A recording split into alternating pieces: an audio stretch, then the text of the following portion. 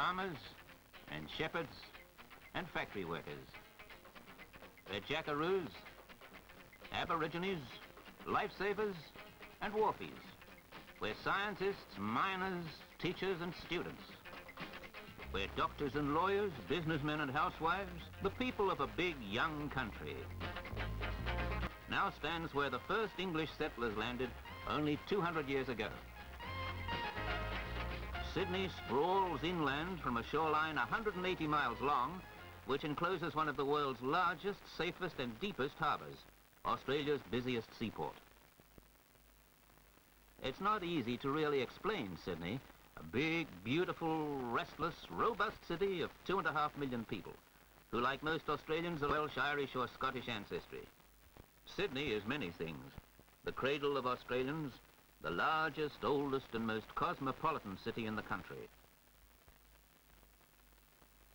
With its double-decker buses, the mellowing gold of old sandstone buildings, the glitter of steel, concrete and glass.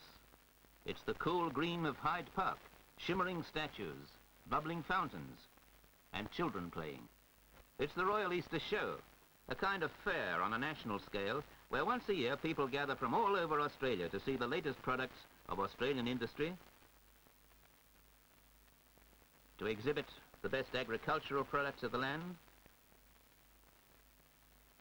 to compete with each other in wood chopping contests, or jumping events. Sydney is all of this and 1,000 things besides, all symbolised by the bridge spanning the harbour, the beloved bridge of every Sydneysider. 600 miles down the coast from Sydney is Melbourne, capital of the state of Victoria, home of 2 million people. Those who live here will tell you that it's the most cultured and quietly beautiful city in Australia. The River Yarra meanders through a city which prides itself on its parks, residential neighbourhoods and university.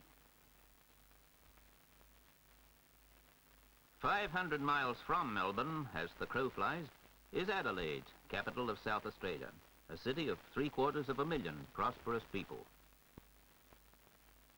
They work in shops and offices and provide all of the services to be found in any modern city of the world. They work in factories, producing more and more manufactured goods.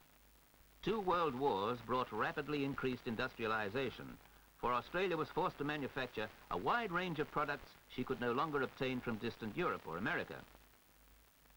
Today, the 1 million and more tons of steel which this one mill produces will find its way into cars, appliances, locomotives, machinery of all kinds.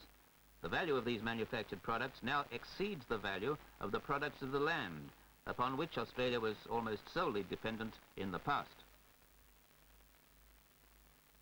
Nearly all Australians work for a living. There are few very rich or very poor people, and neither the rich nor the poor necessarily remain so. A man advances here strictly on his own initiative and ability. Everyone is treated as an equal. We're fiercely independent and hate to be told by anyone that we have to do something. We call our friends mates, and we believe that it's one of the worst sins to let them down. We're especially healthy, friendly and honest. We have strong likes and dislikes. We don't like a person who pretends to be something he isn't. And we like our leisure time. Some say we like it too much. We like the sunshine, which there's plenty of. Not a city in the country has fewer than 6 hours of sunshine a day throughout the whole year. To sit in your own yard on a Sunday with your family and friends makes for a good life. And we think we've got it. Football is a national craze. We're very enthusiastic about all kinds of sport. On Saturdays and holidays, the racetracks are packed. There are over 10,000 racehorses in the country. They're sculling on the rivers. And we're very fond of boats, either power or sail. Tennis is the most popular sport among players. And as schoolboys, we learn to play cricket. Many schools retain the English custom of uniforms. Education is free and compulsory. Schools are plentiful and good. We're a Christian country where everyone is entitled to practice his own religion in a completely free and independent nation. Australia is a member of the British Commonwealth. The Queen of Britain is also the Queen of Australia. Many of our fondest traditions are British, but gradually constitutional processes allowed Australia to gain her independence from Britain. From Parliament House in the national capital of Canberra, elected representatives administered the affairs of our democratic nation, close to Asia, but far removed from her sister islands of the Western world. It's more than 10,000 miles to Europe and 7,000 to North America. The continent is approximately the same size as the United States. Much of the land receives too little rain to make dense human habitation possible, and 2/3 of the 12 million people who live here dwell in cities and towns along the fringes of the continent, mainly near the east and southeast coast. Here, the climate and soil are good, and the rainfall sufficient for intensive farming. Most farmers live and work in this closely settled area. Less than 24% of the land area is suitable for agriculture, yet Australia manages to feed herself very well and has a considerable amount of food for export. Over 100 million bushels of wheat alone are exported each year, much of it to England. Much of the land on which agriculture is possible has infertile soils, but modern methods of fertilization are helping farmers to increase their yield.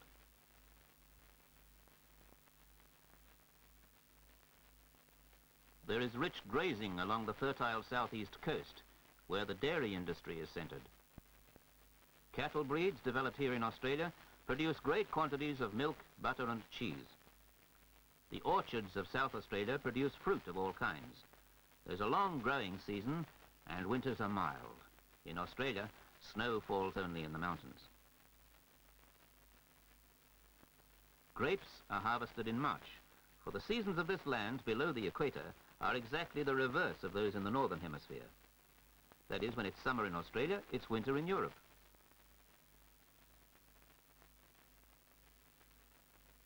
Many of the orchards and vineyards of this area are owned and cultivated by Australians of German or Italian descent, whose ancestors brought the knowledge of fruit growing from Europe. So, most of the people of Australia live on the coastal areas of the continent, and most of the farming is done here. But beyond the mountains, which form the great dividing range, the land becomes less and less hospitable to man. The mountains there are old and worn by hundreds of centuries of erosion, mainly because there are few high mountains and because Australia lies between the paths of the prevailing rain-bearing winds. About 42% of the continent receives only a slight and unreliable rainfall. Just enough for grazing.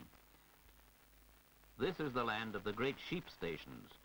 Over 100 million sheep manage to find enough to eat on the sparse pastures. Many of the sheep stations have been occupied since the days of exploration, and their proprietors, called graziers, were once among the nation's wealthiest men. Many people think of life on such a country station as the best Australia has to offer. Australia's preeminent position in the world's wool market comes from a century of improvements of the sheep and land on such stations. The merino has been developed until he's now the world's finest wool producer. Graziers have improved the land by fencing the great ranges and providing them with artesian or underground water supplies. Some of the land is ploughed, fertilized and sown to improve the grasses. Many stations are hundreds of square miles in size, and children attend school right on the station.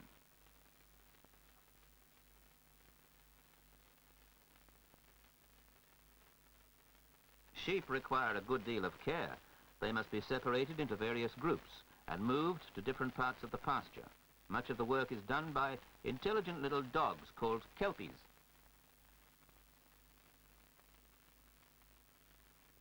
Sheep must be dosed at regular intervals to protect them from worms and disease. They must be dipped in a solution which protects them from insects, which might also damage the wool. Once each year, the shearing crews come to the station. Now, these are highly skilled piece workers who expect to be fed and housed like the kings of Australian labour, which indeed they are. With motor-driven clippers, they're marvels of speed and efficiency. A good worker will shear more than 100 sheep in 8 hours and may do 200 under exceptional conditions.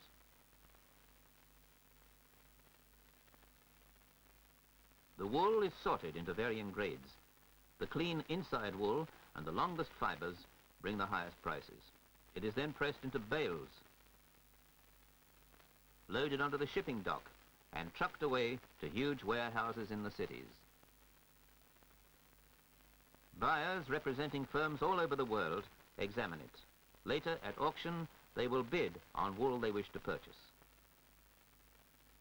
Australia is the world's largest wool producer, exporting nearly half of the world's supply, though with the rapid expansion of mining, it's becoming less important to the country.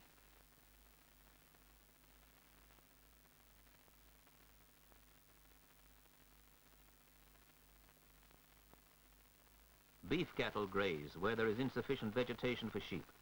This is the land we call the outback, the land of the immense cattle stations, some as large as 10,000 square miles. Life is much like that of the Old West in America. Limitless land, long, hard, hot days for the drovers.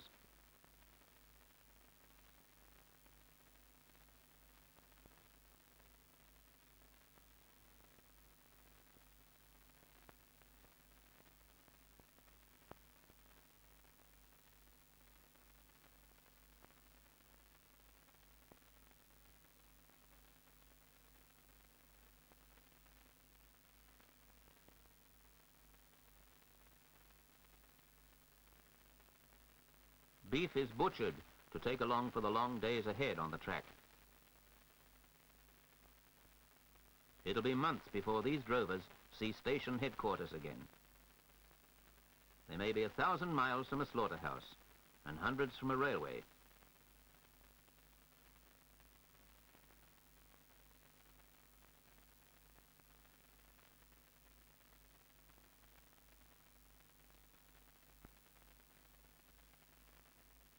Every 50 miles or so along the track there's water and some kind of campsite. Windmills pump the water from deep pools in the earth which underlie parts of Australia. Much of it is salty and suitable only for cattle, but this is cool, clear water. Life itself for man and animals.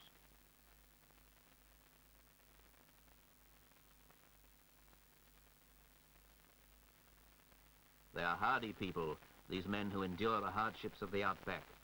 All the strength and courage and determination of the pioneers who not so long ago first opened this land.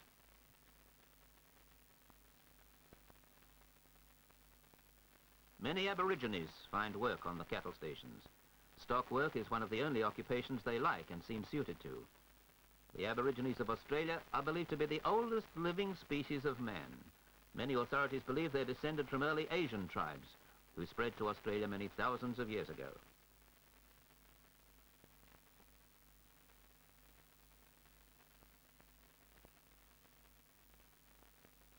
The Aborigines are perhaps the most primitive people in the world. In their native state, they do not till the soil, herd animals, or build dwellings.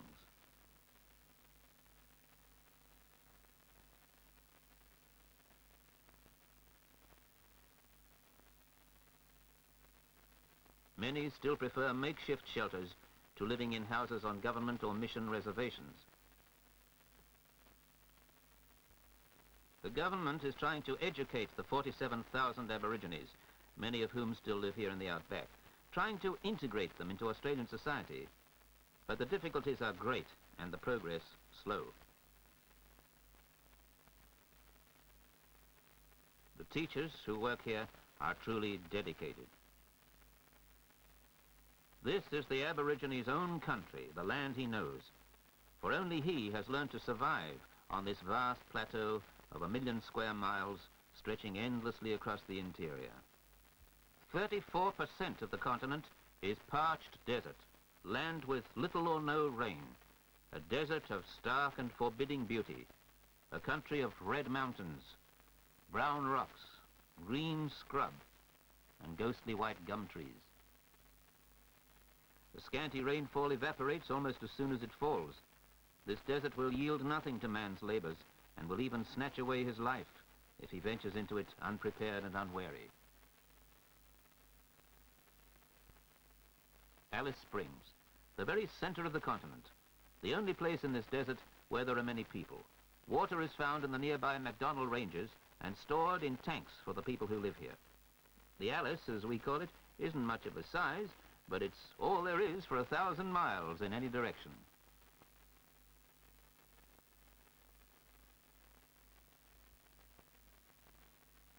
Isolation and loneliness are problems of much of the outback. But radio and the aeroplane have done much to ease the hardships of the people who live here on one of the world's last frontiers. Planes make regular calls to the widely scattered stations to deliver mail and passengers. The Royal Flying Doctor Service exists to answer radio calls for help in the event of illness or accident. Planes are dispatched either to take a doctor out or bring a patient back.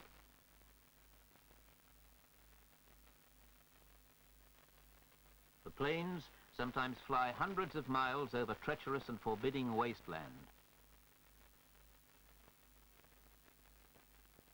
A grateful patient is brought back to the Alice, where there is medical care available. And a bush pilot, one of the real heroes of the outback, can relax. Australia is the oldest of continents. The land was formed over 1,500 million years ago. Although nature has been harsh in many respects, she has been bountiful in others. There's an extraordinary variety of bird life, about 700 types, including the strange-looking emu, a bird who cannot fly. There are 400 kinds of animals, most found nowhere else in the world, like the koala bear, who spends most of the day sitting in the fork of a tree sleeping, or gazing down on the world with a surprised expression.